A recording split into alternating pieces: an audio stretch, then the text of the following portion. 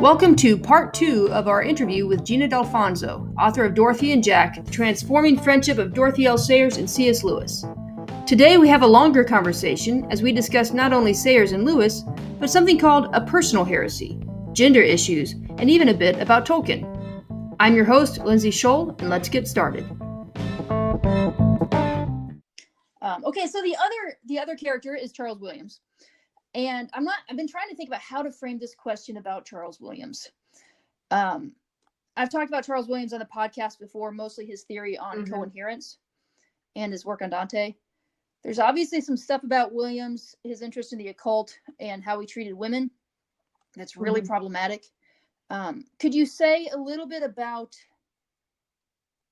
Sayers and Lewis's connection with him, kind of the unfortunate legacy in certain areas that he's got? And I guess there's a facts of the matter, but then there's this heart question that I have of what do we do with the good stuff that Williams did produce, like the figure of Beatrice, when we know this other stuff that is not so good? So I would like you to speak to that. It's a terribly timely question. I mean, we live in an age where like more and more stuff is coming out about people that we had admired, and we keep, for whatever reason, it's very much a trend, and if the word trend doesn't make light of it too much, and we face this again and again. What do we do with this? Now, Sayers and Lewis knew very little and never really found out much about what Williams had been up to in his quote unquote other life.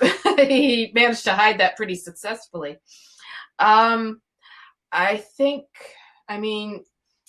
We can be grateful that, for instance, he helped encourage Sayers to write about Dante, which she did so well for the last part of her life, and to translate Dante and to do all the good work that she did. We can, being careful, of course, not to make light of some of the wrong things he did. We can still look at some of the good things he did too and appreciate those just for what they are, and know that God can sometimes do good things through people who are not that good, for lack of a better expression. Right. He was a very influential man in his circle, and even to some extent outside his circle. Apparently he was enormously charismatic. I don't mean charismatic in the religious sense, but a man of charisma. He just had, he could walk into a room and just bowl people over for whatever reason. He just had that influence. And to the extent that it was used for good, an influence and a charisma like that can be good things. It's just, we have to be, we just have to remember the whole picture and be aware that, that sort of gift can be a two-edged sword, and let it remind us to be careful in our own lives.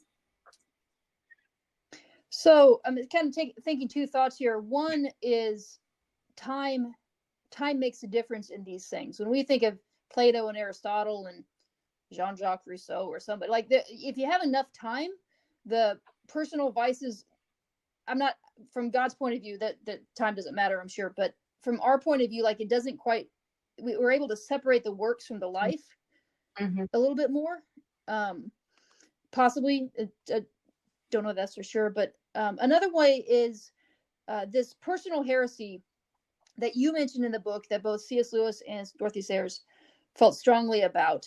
Can you speak to what the personal heresy was and its limitations, especially regarding Charles Williams? Sayers in particular was very much against, delving too deeply into a writer's biography and or any artist's biography and trying to explain all his works in that light. And to some extent, she was correct, but it's very difficult to separate out all these strands, because you do put your life into your work, or aspects of your life into your work. Your work reflects who you are to some extent. And so, yeah, but there's you do have to be careful. I mean, for instance, people were always saying that, Harriet Vane, that the character in the Lord Peter Wimsey novels, that Harriet Vane is Dorothy L. Sayers. And to this day, they make that mistake. Critics who should know better,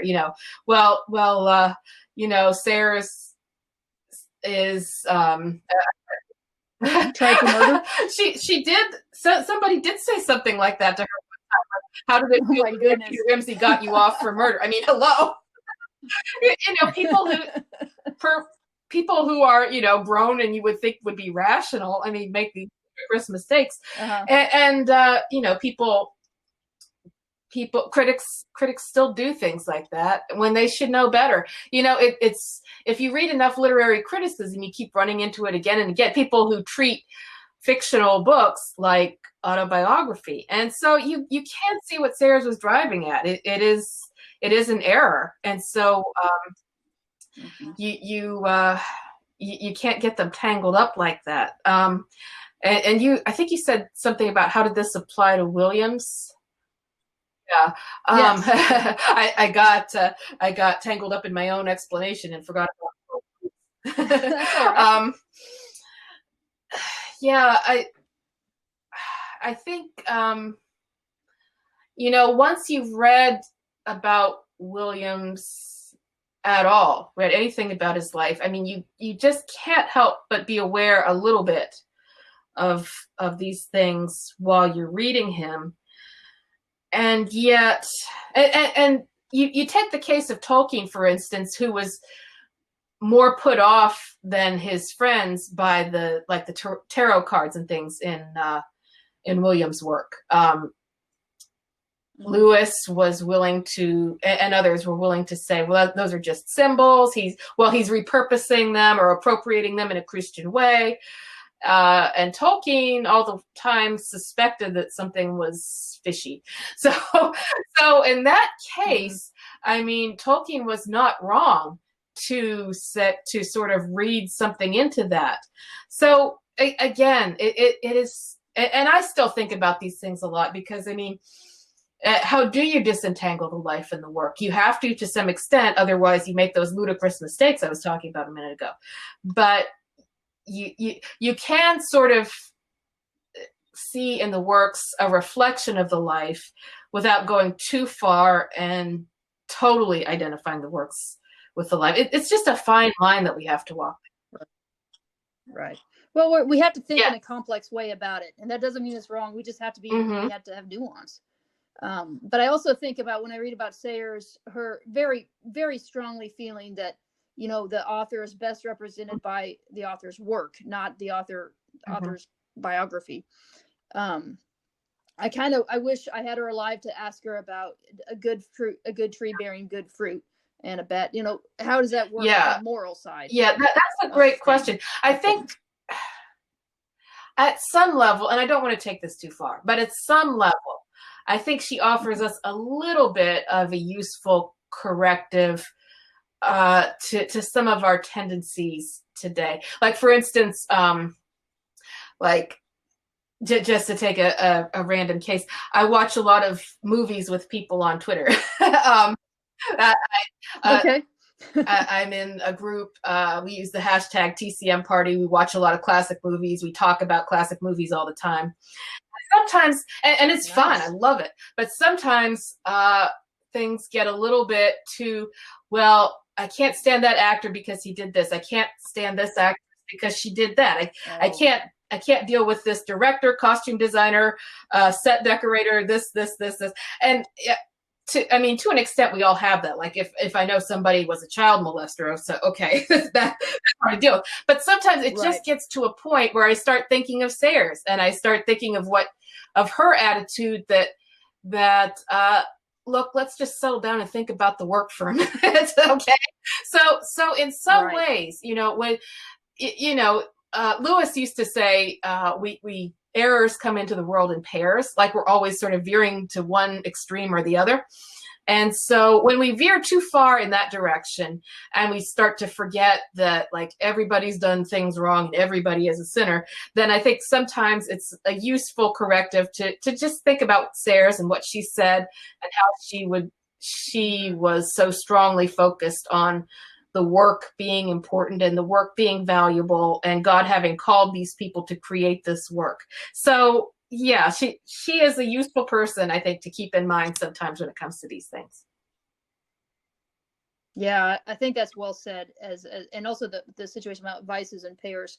I think that that it was a letter, or I think he referred to a series of letters where this woman asked her about the qualities for an angel, the moral qualities of a good angel, in the plays, and she says, well, the angel has to be a certain height, and they have to be strong enough to stand up, and they've got to be pretty, or they all these physical characteristics. And as far as moral characteristics, yes, they have to show up on time. And so yes, that's a perfect example. And see, she has the sort of refreshingly bracing attitude that we need sometimes with these things. Yes. Like I hear people making Christian films say, everybody in our film is a Christian, and we're very proud of that. And okay, fine. Are they good actors?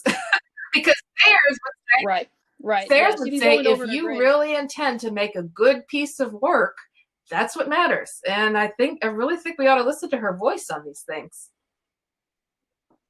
And I think she would even say, like, if you're an actor and you're a Christian, but you're not a good actor, like if you're lazy in it, you're not acting like a good Christian either. Like, it really affects you. That should be just as much of your Christian walk as that is precisely what she would say. So this is just a sub point, because frankly, I don't know that much about it. I'm sure you know a lot more. Can you speak to anything about Tolkien here? I mean, as far as we're in a category of supporting roles here, and I don't think Tolkien and Sayers overlap very much. But do you have any thoughts on Tolkien and how he kind of fits? I like Tolkien a lot, and I felt a little bit bad that when I included him here, he didn't always show up in the best light, because bless his heart, because he, I say that seriously, by the way. I'm told that most people say bless his heart sarcastically, but I actually say it sincerely. I'm one of the few people that does. Great. He was not a great fan of Sayers. He liked like her first few detective novels, but he wasn't a big fan of Harriet Vane. And he was good friends with Lewis, and they helped each other a lot, but he wasn't really into Narnia at all. And I think Lewis was a little bit hurt by that. And then of course he didn't really care much for Lewis's wife, although I did find, when I was researching, I did find an episode where both Mrs. Lewis and Mrs. Tolkien were in the hospital together, and then everybody got to know everybody. Oh, wow. And things went a little better after that. But poor Tolkien, he just he was a great writer. He was a great man, but he was a little bit of a curmudgeon in some ways. And when I was writing about it, his curmudgeonly side kept popping out. So, but I do give him credit. Again, I do give him credit for suspecting some of the things that were wrong in Williams's life before anybody else did, or anybody else that I know of. Mm-hmm. So, I mean, all credit to Tolkien. He is a terrific writer. I love his works. And if he was a little bit of a curmudgeon, well, we all are in some ways. Right. Well, and it got me thinking, reading your book was another reminder of this, because I keep reading books with Tolkien in it as a kind of a side role. And how he shows up in his side role personally is usually not that great, as far as, other than the whole talk about myths with Lewis. I mean, obviously that's vital, but the whole, like, not liking certain people and stuff like that. I thought, man, I need to focus on Tolkien for at least a little bit to kind of get a better view of it, to correct the view that I'm kind of developing of him, because I love his works. So we've talked a little bit about gender. I don't want to, it's a big part of your book, and I want to talk about it. I've got some other things I'd like to cover as well. But can you tell me, since we're still finished up about Williams here, can you speak about Lewis's views of, like, kind of the clash between Lewis and Sayers on gender, how it was a clash, and sometimes it wasn't a clash, actually, when it comes down to Lewis's behavior?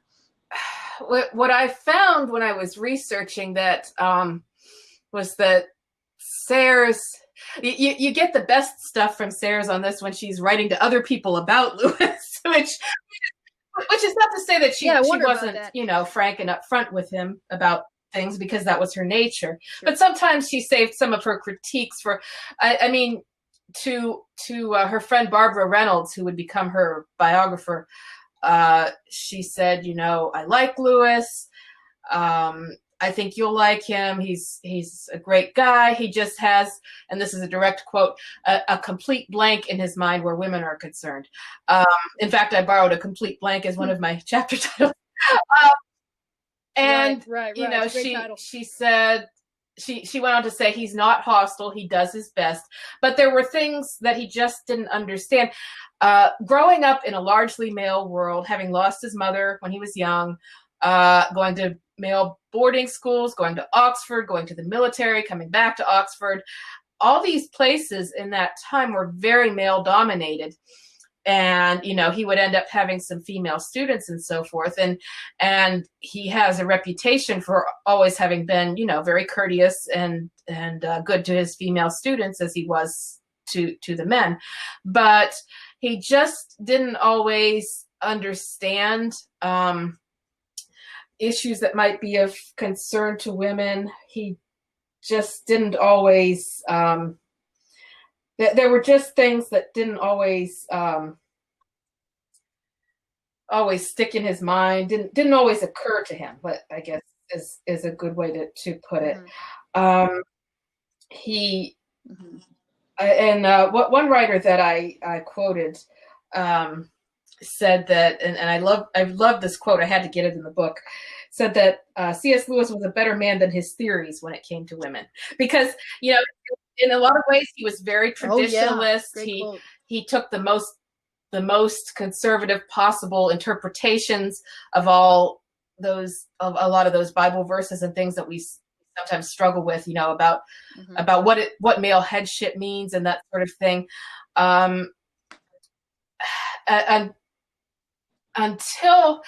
I argue that his friendship with Sayers started to give him some different views of things, and for a man who had such views, he had a way of making friends with brilliant women and independent women and career women. So, you know, again, he was a better man than his theories, and you know, sometimes even the way he writes about male-female friendship is very broad and very generalizing, and he doesn't always allow for, like, all the professional women he was actually friends with in his own life. So, but I think marrying Joy Davidman, or getting to know her and then marrying her, really started showing him some things. And I think towards the end of his life, he wrote as wisely and discerningly as anyone could about male headship. When he called it, he said something like it was a crown of thorns. I mean, he said the marriage that embodies that the best is the one where the man has to lay down his life for the woman. And so at the end, it's like he finally got it. And I don't mean to turn off all your complimentarian listeners, because I'm not really coming down on either side in this one. I sort of float in the middle there myself, but just he was a little bit inclined by nature to take very rigid views of all these roles and so forth, until personal experience taught him to be a little bit more understanding and flexible and just wiser generally about all these things. Sure. I mean, we're all confined by our theories. That's very well said. Experience, really. So, you know, and I think that given the authors that we're talking about, I remember the first time that I disagreed with Lewis. It was several years ago. I thought, I disagree with Lewis. Oh my goodness, can I do that? And I thought, okay, well, a lot of this stuff is about learning to pick the things that we agree with and not, and continue the relationship. And so, complementarian listeners or otherwise, I mean, it's all about kind of using our minds. Yeah, it's so true. And I'm glad you said that, because Lewis was a great man and a good man. And I mean, that is rare. Honestly, when you look at the landscape littered with, like, the reputations of people we thought were good men and turned out not to be good men and all that. I mean, he was a genuinely good man, and a good writer, and I appreciate him so much, and I've learned so much from him. But I've found, and not just with Lewis, but with other writers and artists and so forth that I love, I found that I get more out of them when I realize that they're imperfect, and I really wrestle and engage with them and even push back against them a little bit in my own mind than I ever did when I thought they were like, saints on a pedestal. So I mean, thank God for the good people and the good artists, but they are not there for us to idolize. They are there for us to engage with and to understand their follies and weakness and sins just as much as we understand their virtues. Which is really, I mean, in a way that's kind of it's going to sound weird, but it's kind of a medieval view of thinking about it, in that the medievals dealt with their heroes, their intellectual heroes. They wrestled with them. And Sayre said that Virgil and Dante pass the ball back and forth between the ages. I mean, they were still very much people in a certain way that you could like argue with, pick it apart and stuff. It wasn't and she, really. I think she dealt with Dante in a similar way. I mean, she did have a little bit of a tendency to gush and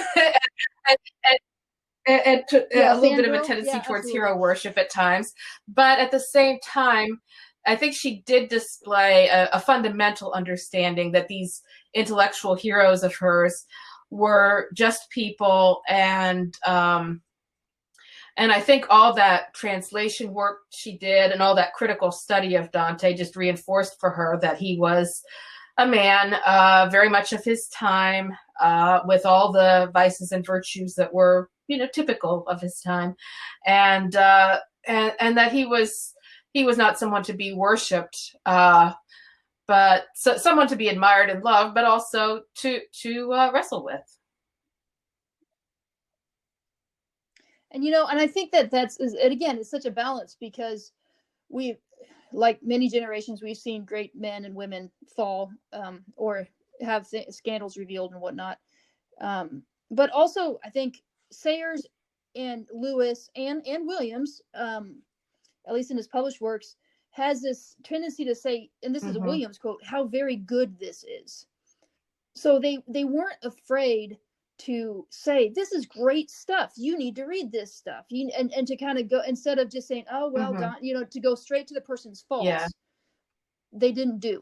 There is a hunger for goodness in us, and it's honestly, it's so rarely satisfied, because we live in a world that is so fallen and so broken, and of course that should drive us to find satisfaction in God, but we also need to keep looking for the bits of goodness in our culture and in people around us that point us to him, and it's hard and it's discouraging sometimes, but I think we need to keep trying to do that.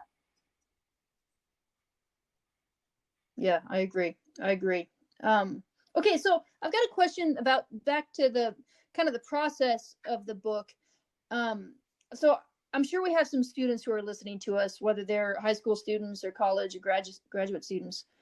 I'd like to ask you about the method of your research. Could you talk a little bit about the process of researching a project like this, some pitfalls and best practices for other people who would like to research into either these things? Well, other topics. As I mentioned before, I mentioned before getting out the collected volumes of their letters, and I mean, that's literally what I did. I was sitting on the couch surrounded by all these books and my little sticky tabs. Beautiful. And I literally just started, checking the indexes and looking for, in Lewis's collected letters, looking for mentions of Sayre's and vice versa, and going through and reading each letter in order and marking it with a little sticky tab, which is to say that there is no substitute for just patiently plugging away and putting in all the hard work. So I was marking them all with my little tabs. I was jotting down quotes that I knew I'd want to remember, and taking notes. And then, of course, I also got out their biographies and, all those things. It helped, of course, that I had already been reading them for years and had studied them in college and had written about them before. So I had that background to sort of help me out and as a foundation. But I just had to put in the legwork. And then I was very, very fortunate to be able to go to the Wade Center at Wheaton, where they have some of the letters that have never been published. I mean, that was a treasure trove. And they're so nice there and so helpful. I contacted them ahead of time. That they asked me, what I needed, and I was able to tell them just to sort of like look at what they had available and to tell them what I was looking for. And they were able to get out the things that I needed. And that was wonderful to have access to that. And they were kind enough to give me a research grant as well. Yes, that was nice, because nice. In order to use a lot of those quotes I wanted to use, there were fees to pay. So that's another thing students should be aware of. Depending on who you want to write about and who you want to quote, you need to check and find out if there are fees to pay, because there often are, if something's not in the public domain yet. Okay. So, so all that to say, it's just, if you're going to research somebody and you're going to write about somebody, you better love them. You better love what you're doing. You better be prepared to spend a lot of time with them and just to get to know them really well, because that's what it takes. And it is so worthwhile. If it's a labor of love and it's something you really want to do, it's worthwhile. But just get in there for the long haul and stick with it. Well, and taking the time to, as you pointed out, just reading, not skimming the letters for catchphrases and stuff, but just reading the letters and dealing with the context of the letters and really kind of see. And this is one of the things that I really appreciated about the book is, and I mentioned this before, one, you're a good writer. It's scholarly and it's digestible, and it's not, sometimes when you get into Sayers stuff, you get, which I think Sayers would would not be able to not like this. I think the modern scholarship is avoiding this, but it's she'd hate that. Get sentimental when they're dealing with Sayers. Oh my goodness! And some of her biographies, they have like not the entire biography, just flashes where they're dealing, where they really get sentimental about her romance life or lack thereof, or getting into her emotional state. And I just, she really wouldn't like that, I don't think. But anyway, but you avoided those pitfalls. And it's a really smooth read, and I am glad it's 170 pages, because you can read it, take it all in, and really digest it. And it's not, it's not Summa Theologica or something as far as length goes. Okay, so one more question for you. You've had several interviews about this book. You've had lots of people asking about it.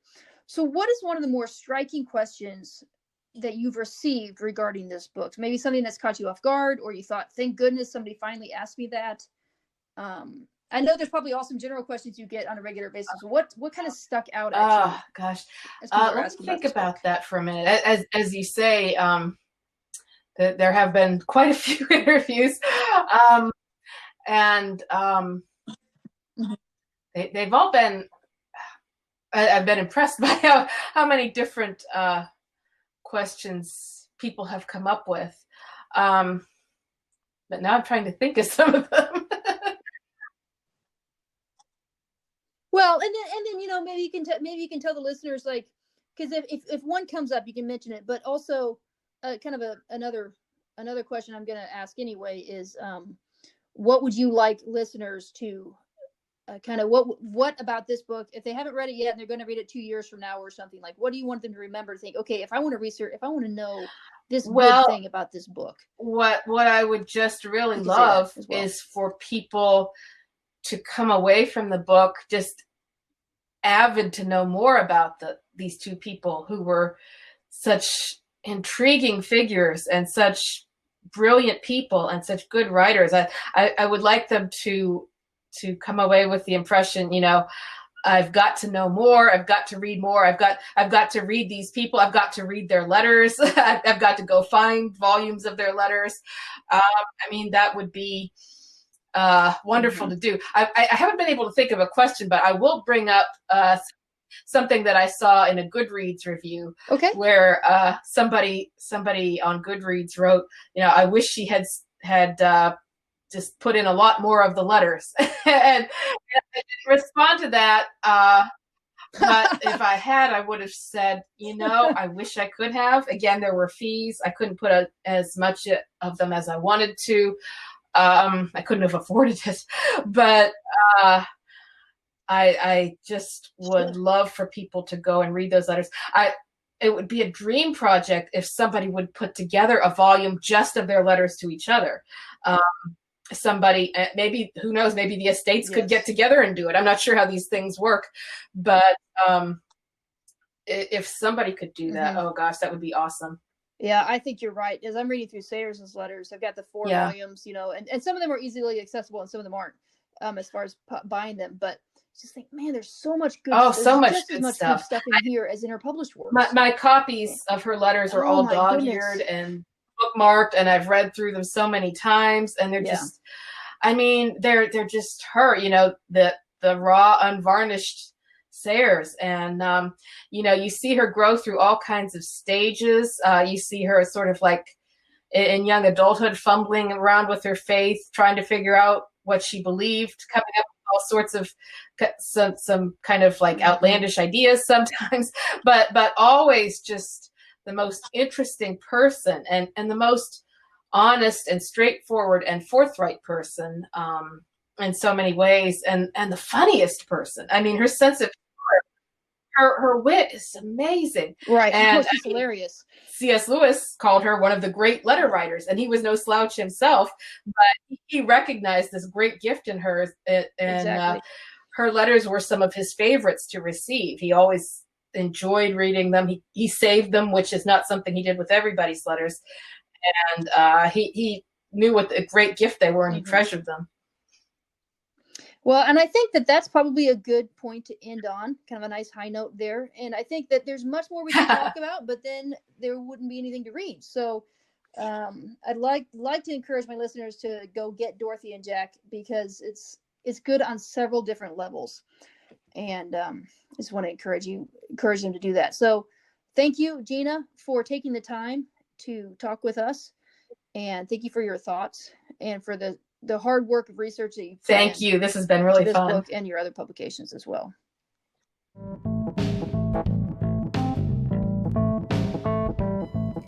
I don't think there's anything more encouraging in history than studying good friendships. And Gina has given us a guide to one of them. If you have any questions or comments about our conversation, please email me at lindsayannschol@gmail.com or leave a comment on the YouTube edition of this episode. Have a great day, and peace be with you.